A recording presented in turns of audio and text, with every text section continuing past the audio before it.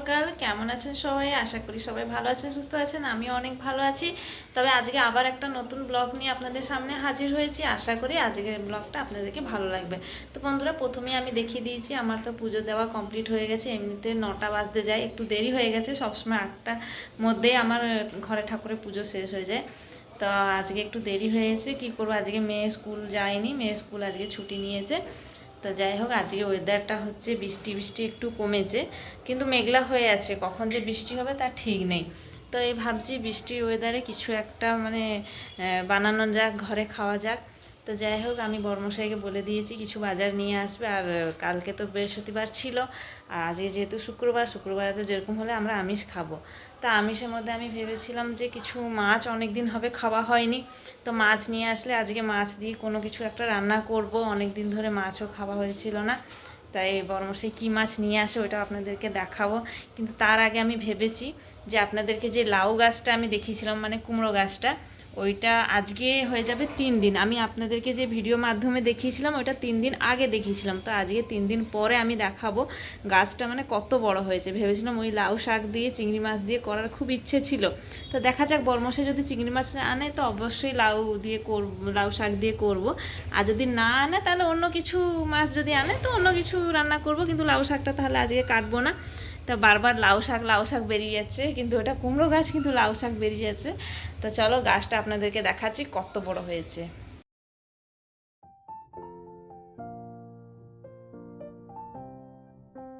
এই যে দেখো বন্ধুরা, সেদিনকে আমি দেখিয়েছিলাম এতটা অবধি ছিল, আজকে মানে কতটা বড় হয়েছে দেখো। এই যে এখানটা কতটা বড় হয়েছে, এখানটা পুরো ডগগুলো বেরিয়ে গেছে। এই যে ঝিপঝিপ করে বৃষ্টি পড়ছে, আজকে দেখো গাছটা কত বড়।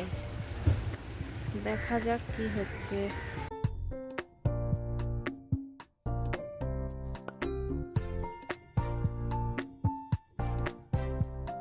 আমি এখন চলে এসেছি রান্নাঘরে, আর বর্মশাইও চলে এসছে বাড়িতে। ঝিপঝিপ করে বৃষ্টি পড়ছিল, দেখলে তো বন্ধুরা গাছটা কত বড় হয়েছে। কিন্তু আজকে গাছটা একদমই কাটবো না, আজকে রান্নাও হবে না, কেননা বর্মশাই মাছ নিয়ে চলে এসছে। কি মাছ সেটা আপনাদেরকে দেখাচ্ছি। এই যে বর্মশাই এখানে কাতলা মাছ নিয়ে এসছে, বলেছে জিরে বাটা আর পেঁয়াজ দিয়ে একটু সিম্পলভাবে একটু ঝোল করতে। আর সাথে এখানে মাছের ডিম আছে। মাছের ডিমে তো আমি সবসময় বড়াই করি, তো মাছের ডিমের বড়া করব। আর এখানে যে দুটো চিংড়ি মাছ দিচ্ছে ওইটা হচ্ছে আমার মেয়ের জন্য। তা ও চিংড়ি মাছ খেতে খুব ভালোবাসে, তাই জন্য মাছটা যখন ভাজা করব ওইটা ওর সঙ্গে ভাজা করে ওকে দিয়ে দিব খেতে। আর এখানটা হচ্ছে মাছটাকে আগে নুন হলুদ মাখিয়ে নেব, কেননা ধোয়া হয়ে গেছে। নুন হলুদটা মাখিয়ে দিয়ে তারপরে সব কাটাকাটি করব।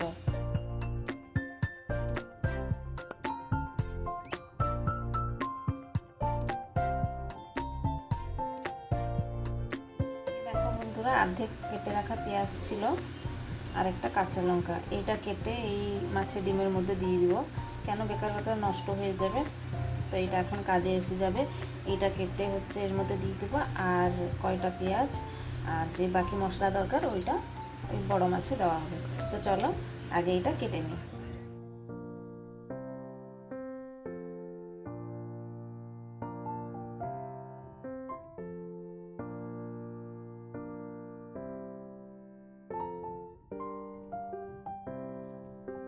এদিকে দেখো মাখিয়ে পুরো রেখে দিয়েছি, এটা কিছুক্ষণ রেখে দিব। মাছটা ভাজার পরে বড়াটা ভাজবো। আর তার মধ্যে আমি এখানে ভাতটাও বসিয়ে দিয়েছি। এখানে আমার ভাতটা বসানো হয়ে গেছে। তো চলো আগে যাই, রান্নার জন্য সব জোগাড় যন্ত্র করে নিই, তারপরে একেবারে রান্নার সময় দেখা হচ্ছে। এদিকে দেখো বন্ধুরা, আমি সব কাটাকাটি করে রেখে দিয়েছি।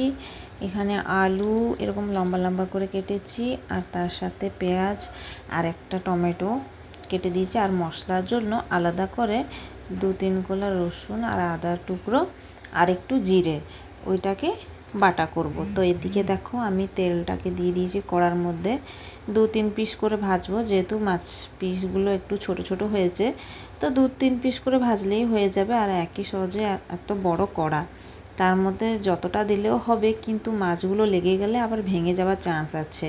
তো এত ভালো মাছ ভেঙে গেলেও মনটা দুঃখ হবে, কেননা বড়মশাই পছন্দ করে না। ও বলে যে একটা একটা করে ভাজো না কেন, মাছগুলো যেন গোটা গোটা থাকে। তবুও আমার হাতে একটা মাছ ভেঙে গেছিলো। তো চলো যাই হোক, এরকম আস্তে আস্তে করে মাছগুলো আমি ভেজে নিচ্ছিলাম।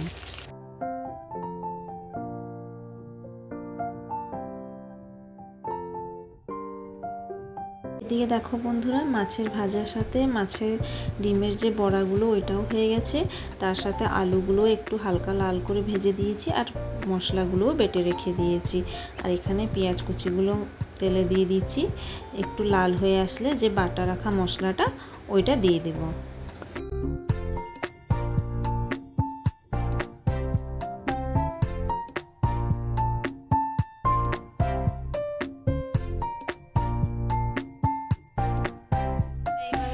দেখো, যখন পেঁয়াজটা একটু নরম হয়ে গেছে, আমি বেটে রাখা আদা, 2-3 কোলা রসুন আর একটু জিরে বেটে দিয়েছিলাম।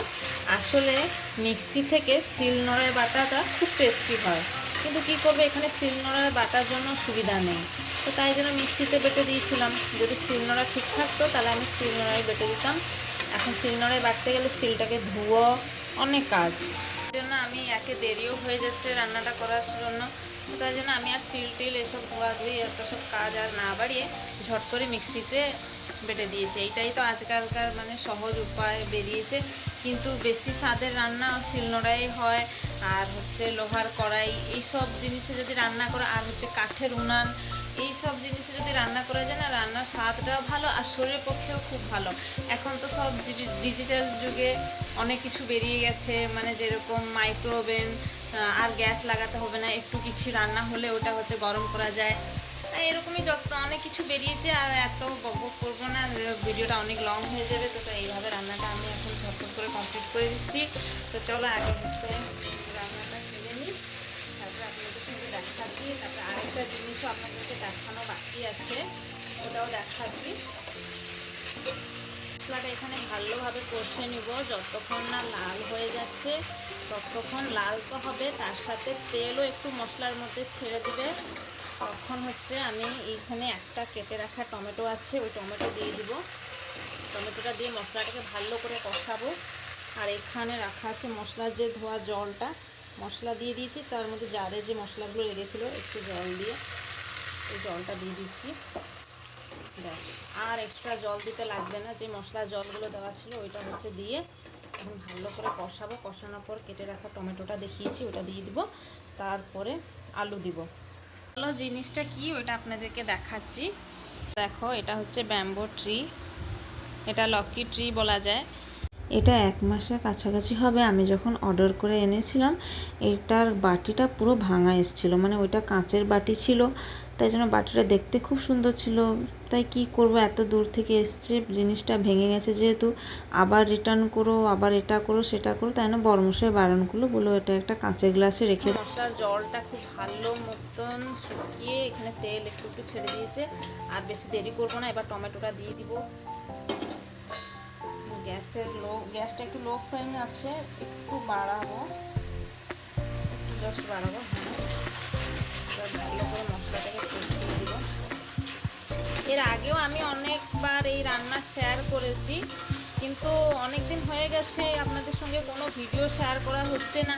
তো ভাবলাম যে আজকে থেকে কিছু একটা হোক, ঘরে যে রান্নাটা হবে যেরকম হোক না কেন, সবসময় তো একই জিনিস হয় না, ওই একই জিনিসই বারবারই হয়।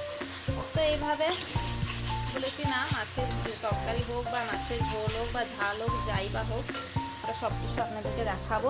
মশলাটা কষিয়ে নিচ্ছি, এখন তরকারিটা বসিয়ে দিই, তারপর আপনাদের সঙ্গে আবার দেখা হচ্ছে খাবার সময়। আর এখন ভিডিও আর বানাবো না, কেননা রান্নাঘরে যে অবস্থা, মাছ ভাজার পরে তেল ছিটা পুরো জায়গাটা পড়ে মানে অত্যাচার হয়ে গেছে। ওই জায়গাটা আগে ক্লিন করতে হবে ভালোভাবে। তা তরকারিটা ঝট করে শেষ করে আগে সব জায়গা পরিষ্কার করে তারপর আপনাদেরকে দেখাচ্ছি। তো চলো, ততক্ষণ আমাদের সঙ্গে থাকো, ভিডিওটা দেখতে থাকো।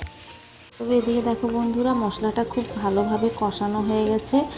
আর তরকারিটা যা হেভি টেস্ট হয়েছিল না, কেন হয়েছিল বলবো, গোটা জিরা বাটা দিয়েছিলাম। তাই জন্য আমরা তো সবসময় জিরে বাটা দিয়ে করি না, অর্ধেক সময় করি, আর যখন করি তো খেতে খুব দুর্দান্ত লাগে।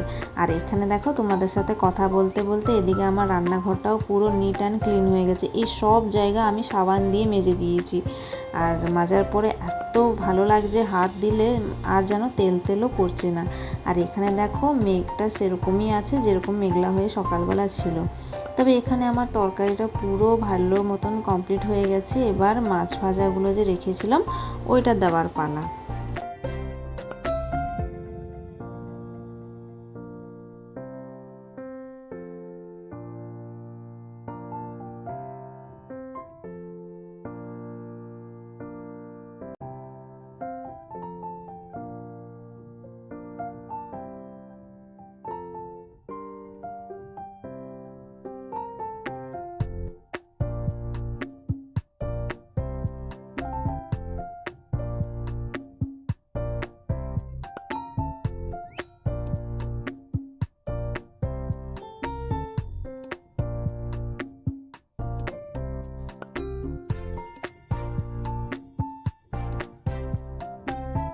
তো বন্ধুরা, মাছের রান্না তো হয়ে গেছে। এটা হচ্ছে একটু পাতলা পাতলা ঝোল রেখেছি, কেননা ভাতের সঙ্গে, গরম ভাতের সঙ্গে গুলিয়ে খাওয়ার জন্য ভালো লাগবে।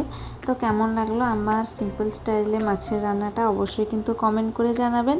আর এদিকে দেখো বড়মশাই জল খাবার এখনও অবধি খায়নি, রান্না হয়ে গেছে কিন্তু ভাত খাওয়ার টাইমে জল খাবার খাচ্ছে। তো যাই হোক, জল খাবার দিয়ে দিয়েছি। এখন আমরা চলে এসেছি একেবারে সন্ধেবেলার দিকে। খাওয়া দাওয়া করার পর রেস্ট নিয়েছিলাম, তাই জন্য ভিডিও আর বানাইনি। তো সন্ধেবেলা তো সব গৃহিণীর কাজ থাকে কি না, ঘর দুয়ার পরিষ্কার করানো, ঘর ঝাঁটানো, বাইর ঝাঁটানো, এসব তো থাকেই থাকে। সেভাবে আমিও সব ঘর টর ঝাঁটছি, দেওয়ার পরে আবার সন্ধে দেবো।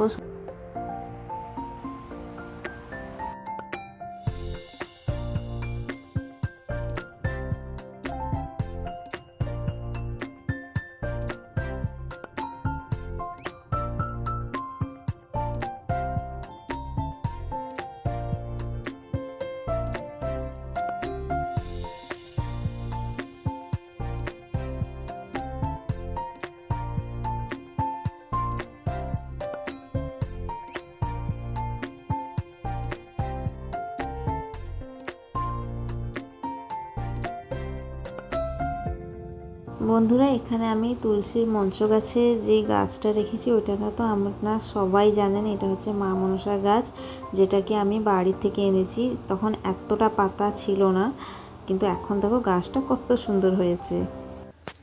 তবে এখন ঘরে ঝাড় দেওয়া টাওয়া সব কিছু কমপ্লিট হয়ে গেল।